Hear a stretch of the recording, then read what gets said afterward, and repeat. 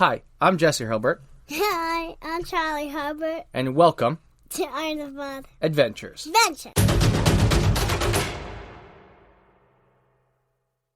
This is season 3, episode 3.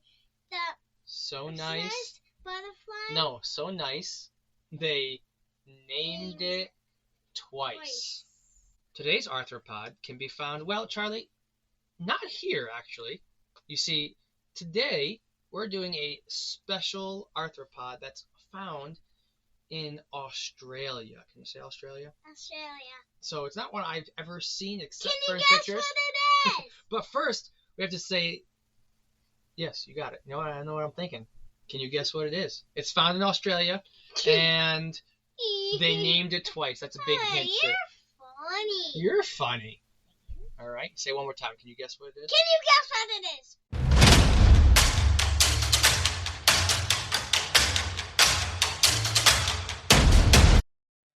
Today's episode brings us to the world of the clear-wing swallowtail.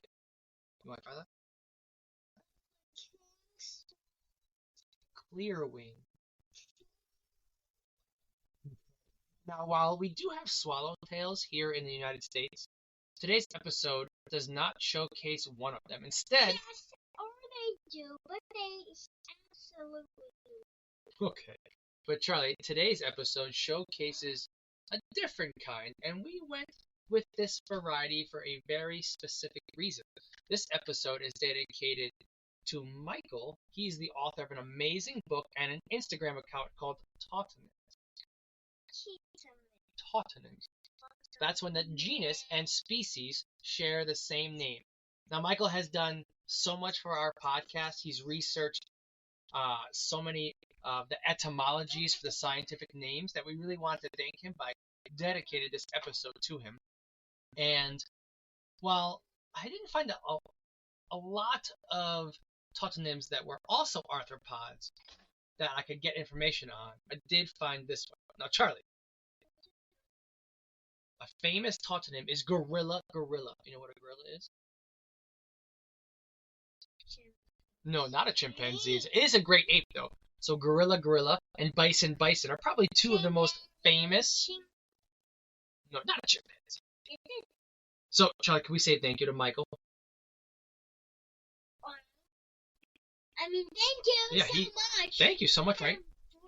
For helping us. For helping to make our computer. No, he didn't help make our computer. He helped to research a lot of things and translated Latin, and he has been willing and able to help anytime we have asked. So, thank you. You're not bad. You're funny. All right, so Charlie, I saw him post a picture of this clear-winged swallowtail on Tautonyms, which was probably, I don't know, that's that little alarm on the computer went off. So, a few weeks back when I wrote this, but it's probably now a couple months, and I knew that this was the one we would do. What was the alarm? I don't know. But Charlie, this is our first tautonym. And check out his Instagram because it's fantastic. Now, the scientific name, the tautonym for the clear-winged swallowtail, Charlie, is Cressida. Try that. Cressida. Now, Charlie, the name Cressida can be found throughout history, but was made prominent. That means like famous, by none other than Shakespeare, who used it in his play Troilus and Cressida. The play is set during the Trojan War, which Papa loves. I love the Trojan War. And Cressida is a noblewoman from Troy, and well, they don't have a good ending to that story. And she is known for her beauty and, unfortunately, her tragic love story. You see, the word originally comes from Gaelic kros, meaning golden. The name Cressida has become synonymous, that's a hard word, you try that? Synonymous? It has become synonymous with beauty. And this is a fitting name, Charlie, because this butterfly we're talking about is gorgeous, right? So, Charlie, we're going to start off talking about a little sexual dimorphism, okay? Okay, that's when, in this case, the boy butterfly, the male, is much more colorful than the female butterfly. Isn't that right? Yeah. Yeah. And now we talk about sexual dimorphism a lot with spiders because the female spiders, who runs the world? Yeah. Who runs the world? No. Who runs the world? Girls, right? Computer. Oh, I mean, probably, yes, one day. Skynet's coming. Now, Charlie, spiders are sexual dimorphic based on their size, whereas butterflies, we're talking about here, is a special kind of dimorphism called dichromaticism, which is, we talk about males being more colorful. You will see this a lot in birds like cardinals, Charlie. Yeah. The bright red cardinal, whereas the female is a lighter red. Another alarm. But you know what? That's okay. We're a small homemade podcast, right? I mean, I'm not a fan of them, no. We're going to dismiss that, okay? So, Charlie, as the common name suggests, this butterfly has transparent wings. Can you say transparent? Transparent. And that means clear. The forewings, Oh, I mean transparent. now the forewings or the front wings are clear, except for the veins, which are black. And they also have 2 black spots on the front of the wings, inside an oval-shaped vein. The bottom part of this forewing is also shaded in black. Now, there's tons of pictures in our notes, the show notes, right? Never stop learning, never say no. Bye. We're not done yet. Now, Charlie, the hind wing, or the back wing of the male, is where the color really shines, okay? It is smaller in size, whereas the forewings reach out to the sides. The hind wings just extend downward slightly, which I think is where we get that swallowtail part from.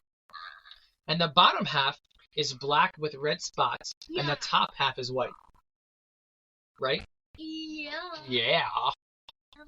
The females are more muted in color, with both sets of wings having more of brownish veins, and the forewings do have a little black spot on each wing. And the bottom part of the hind wing has a thick but fading brown band to it with some white markings along the bottom. Now, Char, are you ready for this?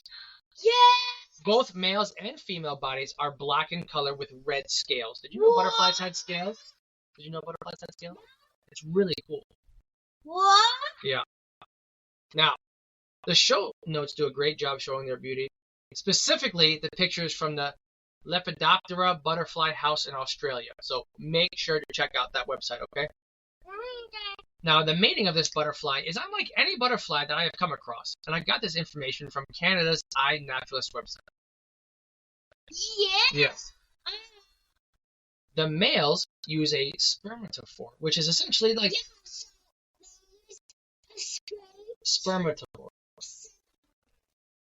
Now, Charlie, this is like a picture like, you know how we get packages in the mail? Yeah. Well, this is a Now, this is a package from the boy butterfly that contains all of his genetic material, okay? And why do people skin? Those are people on your pants. That's why they have purple skin. People don't really have purple skin. No. Okay. So, he takes this genetic material, this fragus, try that word. Yeah. Yeah. And the male uses this to deliver his genetic materials to the female. This is where this whole thing, all this genetic material is given to the female. And this whole process helps the male make sure that his is the one that's past the female. And it makes it so that other males can't do it. All right?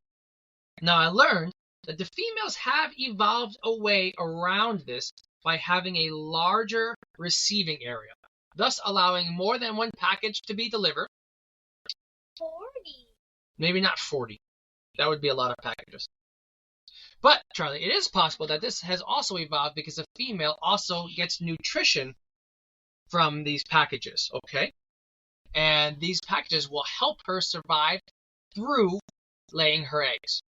So, Sorry. what are you sorry for? Okay. Mating occurs aerially, Charlie. That means like up in the air. But it does lead down to the ground. And according to what I read, it can last a long time. Maybe even like 14 hours, Charlie. Yeah. That's over half the day.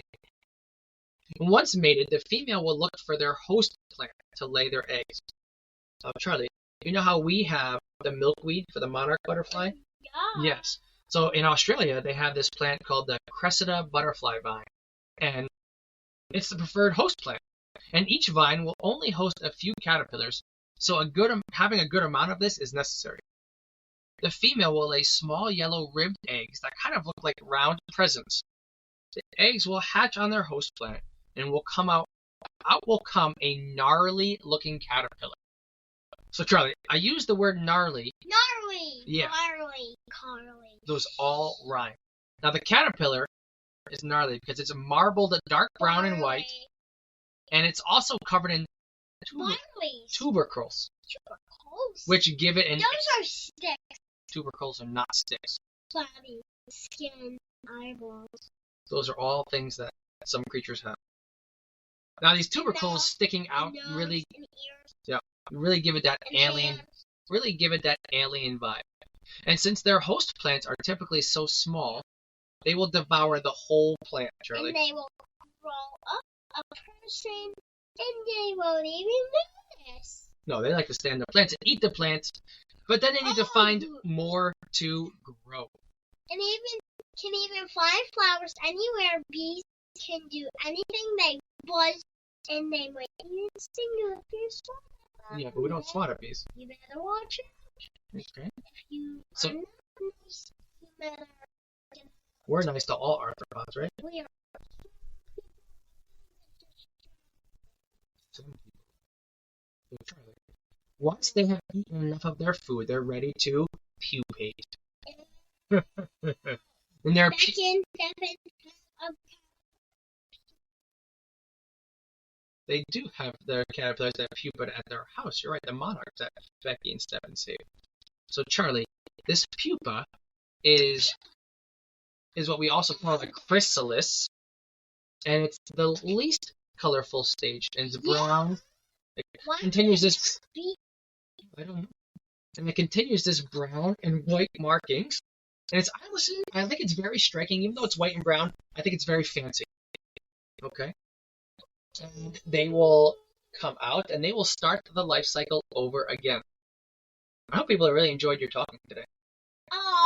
Right? Oh yeah. Yeah. Get another one in. Don't worry. We get some people that listen to us. Maybe we'll keep growing. Set people to check us out. At least I made a book on my iPad. You did make a book. Because I lost my other one. We'll make another one. So Charlie, the next time you find yourself in Australia, keep an eye out for that tautonym Cressida cressida, a butterfly so beautiful they named it twice.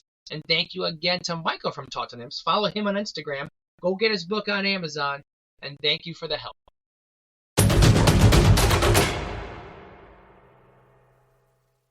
We hope you enjoyed today's episode. If you have an Bye. arthropod you would love to hear about, want to tell us what you think about this show, or found a mistake, send us an email at arthropodadventurespodcast@gmail.com. Follow us on Instagram at arthropod_adventures_podcast.